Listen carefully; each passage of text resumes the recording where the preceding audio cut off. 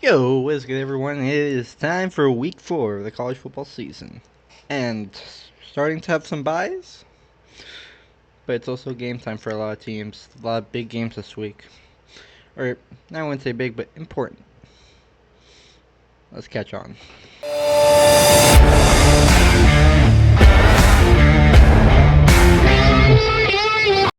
Yo, what is going on, guys? It's your boy, Daytime Cheese here.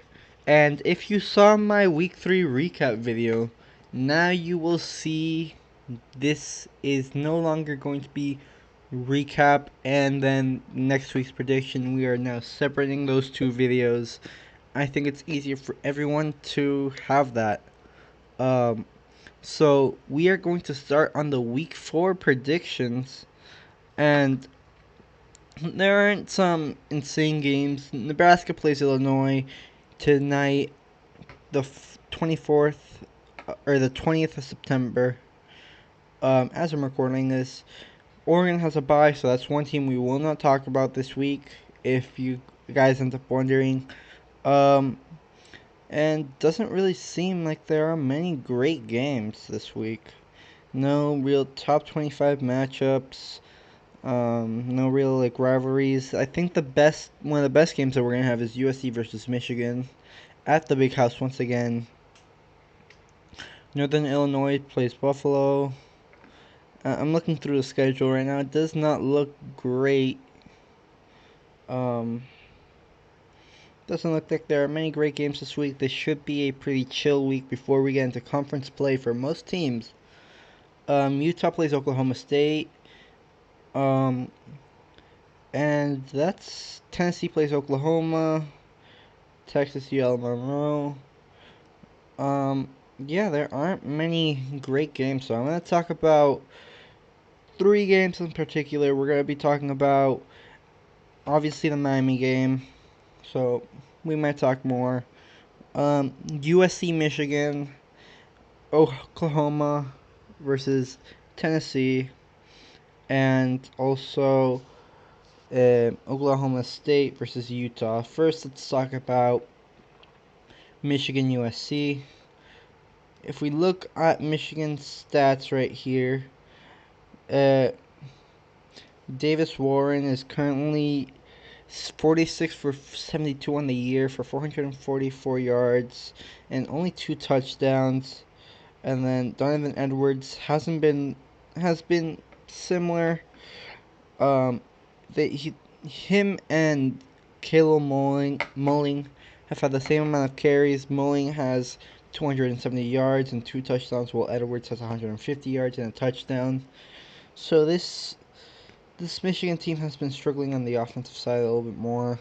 While in USC now we have Miller Moss, who played an excellent game against LSU, 48 for 66 for 607 yards and 2 touchdowns. Um, Woody Marks currently has 29 yards for 171 rushing yards and 3 touchdowns. Quinton Joyner is on 14 carries for 96 yards and 2 touchdowns. And on the receiving end, we have Corian Hudson, 6 receptions for 99 yards and no touchdowns. But we also have Lake McGree for 9 receptions, 137 yards and no touchdowns. So the passing game has been spread not only to big receivers, but to smaller ones. On the defensive side, they have 3 total sacks in the season. Um, they have, I believe, 2 interceptions and 2 fumbles. Um, 2 fumbles forced, none were recovered. So if USC wants to win this game, I do think they do have to get those turnovers on Davis Warren, to win this game against USC against Michigan. Now let's talk about Utah Oklahoma State, probably the biggest game of the week. If we look at ESPN's preview, it's gonna be a tough game. Um, it doesn't really give us much information. Now, looking at the stats, Ollie Gordon, 62 carries for 216 yards and 4 touchdowns, having an amazing season so far.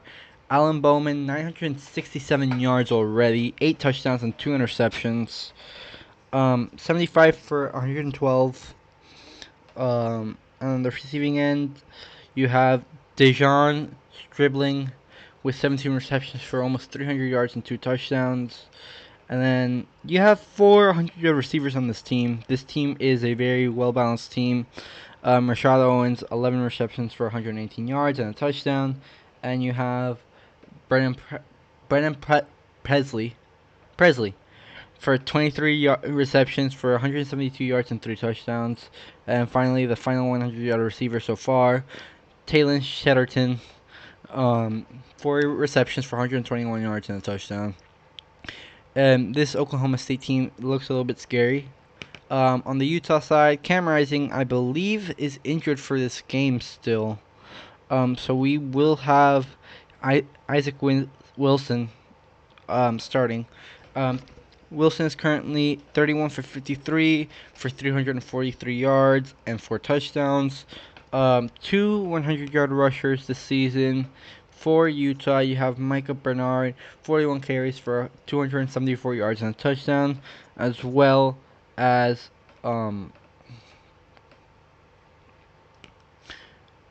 Mike Mitchell, 26 carries for 116 yards and a touchdown as well.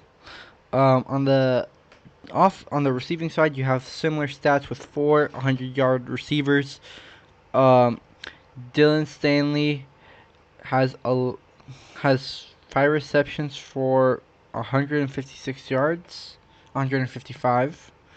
Then we have Brant Kuith having 8 receptions for 142 yards and 3 touchdowns. We also have Money Parks, 8 receptions for 133 yards and 2 touchdowns. And finally, Dorian Singer, 10 receptions for 109 yards and no touchdowns. So these teams both seem evenly balanced on the pass and run game. This is going to be a game of stopping Ollie Gordon, and if I could just double check here if Cam Rising is starting, if he is in for the game, because that makes a big difference on Oklahoma State, on their defense, because that is a tough matchup to go against. But it does not seem like Cam Rising will start. Okay, on to the final game, Oklahoma versus Tennessee. We have Jackson Arnold, 444 yards passing, 7 touchdowns and 2 interceptions on 54 completions on 86 attempts. He has also rushed 36 times for 159 yards and 2 touchdowns. We also have Javonte Barnes, 31 carries, 126 yards and no touchdowns. And finally, Taylor Tatum, 15 carries, 102 yards, 2 touchdowns. This team looks like a much more run-heavy offense. You have Deion Burks, 22 receptions for 169 yards and 3 touchdowns. If I'm Tennessee, I see this as I have to stop the run game. Their pass game is not going to do well. If Tennessee could stop the run game, that's their key to victory in this game. Now, on Tennessee's side, we have a little bit more of a balanced team. We have Nico Iamaleva. I don't know how to pronounce that name. 46 for 67 on 698 passing yards for 6 touchdowns and an interception and 2 interceptions. We also have Dylan Sampson, 45 carries for 357 yards and 9 touchdowns. Given the fact that these are a little inflated, these stats are inflated because of the blowout against Kent State, you have to keep that in mind.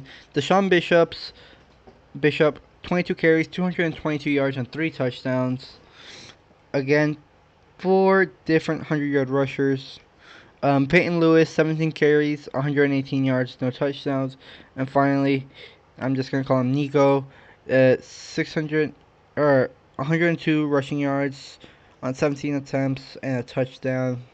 On the receiving end, you also have 400-yard receivers. You have Dante Dante Thornton Jr., 5 receptions, 169 yards, and 2 touchdowns. Chris Brazel the second, 140 yards and 10 receptions and a touchdown. You have Brew McCoy, 8 receptions on 108 yards and no touchdowns. And finally, Squirrel White, 108 yards on 5 receptions and also no touchdowns. This past game has produced 8 touchdowns this season, which is not bad for this Tennessee offense. However, their strength does seem to come from rushing, and as they have 14 there. So if I'm Oklahoma, this is a much more balanced offense I have to fight against. This should be a Tennessee win. On the Utah State versus Oklahoma State, that one could go either way. I see Oklahoma State pulling off the dub if Ollie Gordon could get good looks. If not, again, it's between who.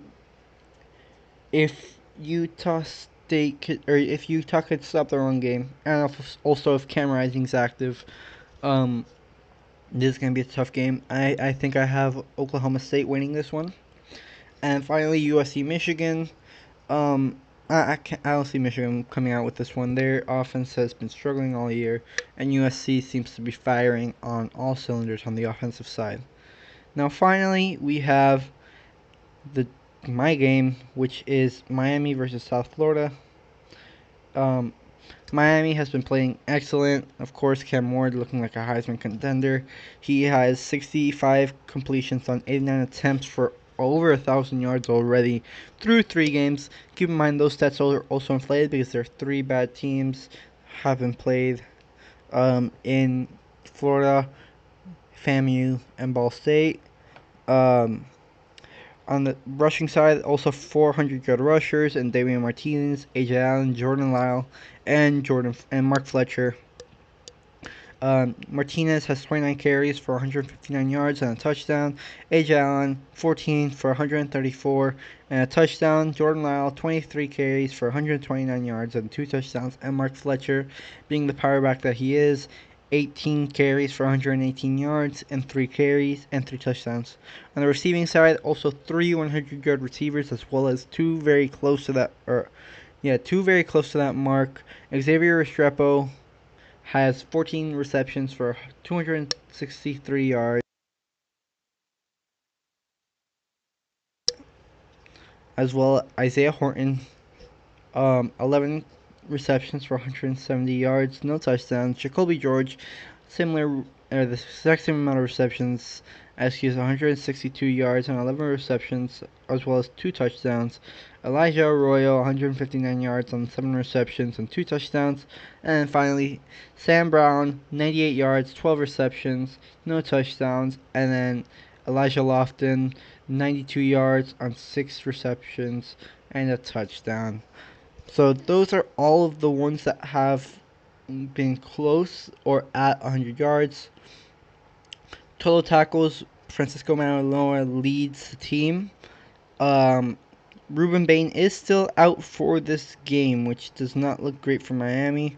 Miami has 6 interceptions on the year and 2 fumbles, but none have been recovered. USF, very close game against Alabama 2 weeks ago. Very close game. They kept it until the 4th. Baron Browning is 47 on 84 has 47 completions on 84 attempts for 448 yards, 2 touchdowns and no interceptions. But he also leads the team in rushing with 46 carries, 254 yards and 2 touchdowns. We also have Kelly Joyner, 30 carries for 220 yards and 4 touchdowns. This team looks like a very run-heavy offense. Naquan Wright, 33 carries, 188 yards for 2 touchdowns. And finally, Taron Keith for 20 carries for 105 yards and 3 touchdowns. On the receiving side, Sean Atkins, 13 receptions for 164 yards, no touchdowns. And Abdur Rahman Yashin, 9 receptions for 117 yards, also no touchdowns. In total, they only have 3 passing touchdowns compared to the 11 rushing touchdowns. So, again, Miami has to stop the run game. This is the key for most of these teams this week is to have stop the run game. That's what it looks like it has to be. On the defensive side, USF 3 receptions on the year and four forced fumbles as well as 5 recovered, which does not make sense. Again, I'm going off ESPN right here. It says 4 recovered, but then it says 5 total.